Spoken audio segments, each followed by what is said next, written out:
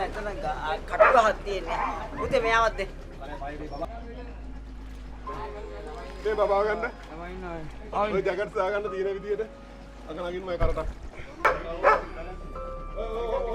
රෑන මොකුත් තිබ්බේ නැහැ. වවුවද උදේ බලන සම්පූර්ණ ඔක්කොම යට වෙලා. ඊට පස්සේ අපේ ගෙවල් ඔක්කොම යට වෙලා උඩ තට්ටුවේ ඉන්නවා. දැන් අපි මෙතන 7 දෙනෙක් හිටියා අපි පොඩි කට්ටියත් එක්ක. ලොකු කට්ටිය තව එතන 15ක් විතර ඉන්නවා. එයාලගේ නම් ගෙවල් මේ ඔක්කොම යට වෙලා ගන්නම දෙයක් නැහැ මොකුත්. අපට ඉදිරියට මුහුණ දෙන්න සිදුවන්නේ එදා මෙදා තුර විශාලතම ප්‍රතිසංස්කරණ ප්‍රයත්නයන්ට සහ නැවත ගොඩනැංවීමේ කාර්යභාරයේ බව අප සිහිපත් කළ යුතුව තිබෙනවා.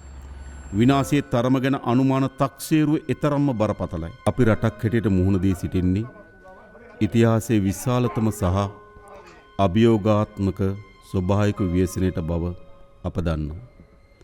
ඒ වගේම අප දියත් කොට ඇත්තේ මෙරට ඉතිහාසයේ අභියෝගාත්මකම ගලවා ගැනීමේ මෙහෙයුම බවත් අප දන්නවා.